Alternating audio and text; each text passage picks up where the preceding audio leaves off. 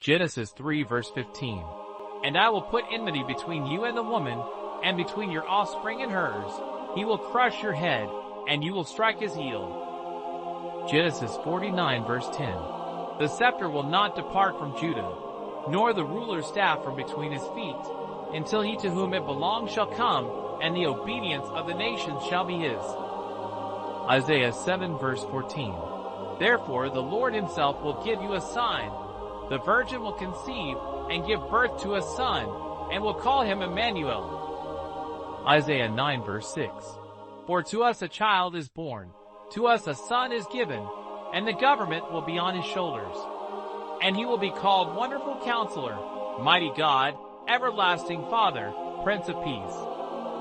Isaiah 53 verses 3 to 5. He was despised and rejected by mankind, a man of suffering and familiar with pain. Like one from whom people hide their faces, he was despised, and we held him in low esteem. Surely he took up our pain and bore our suffering, yet we considered him punished by God, stricken by him, and afflicted. But he was pierced for our transgressions, he was crushed for our iniquities.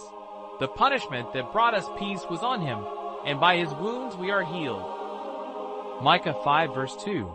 But you, Bethlehem Ephrathah, though you are small among the clans of Judah, out of you will come for me one who will be ruler over Israel, whose origins are from of old, from ancient times. Zechariah 9 verse 9. Rejoice greatly, daughter Zion.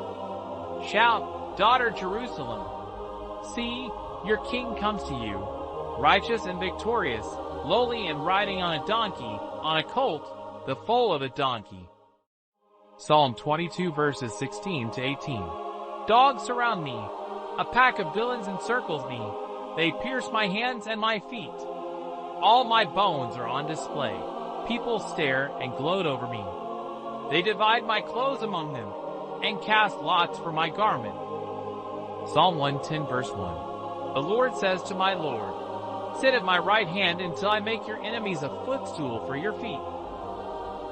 Isaiah 42 verses 1 to 4. Here is my servant, whom I uphold, my chosen one in whom I delight. I will put my spirit on him, and he will bring justice to the nations. Isaiah 61 verses 1 to 2. The Spirit of the Sovereign Lord is on me, because the Lord has anointed me to proclaim good news to the poor. He has sent me to bind up the brokenhearted, to proclaim freedom for the captives, and release from darkness for the prisoners.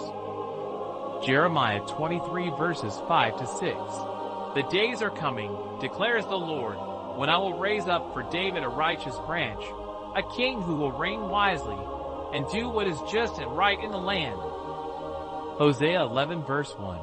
When Israel was a child, I loved him, and out of Egypt I called my son. Isaiah 35 verses 5 to 6. Then will the eyes of the blind be opened, and the ears of the deaf unstopped. Then will the lame leap like a deer, and the mute tongue shout for joy. Water will gush forth in the wilderness and streams in the desert. Isaiah 40 verses 3 to 5. A voice of one calling, in the wilderness prepare the way for the Lord. Make straight in the desert a highway for our God. Every valley shall be raised up, every mountain and hill made low. The rough ground shall become level, the rugged places a plain. And the glory of the Lord will be revealed, and all people will see it together. For the mouth of the Lord has spoken. Psalm 2 verses 7 to 9. I will proclaim the Lord's decree. He said to me, you are my son. Today I have become your father. Ask me, and I will make the nations your inheritance, the ends of the earth your possession. You will break them with a rod of iron. You will dash them to pieces like pottery. Isaiah 11 verses 1 to 2.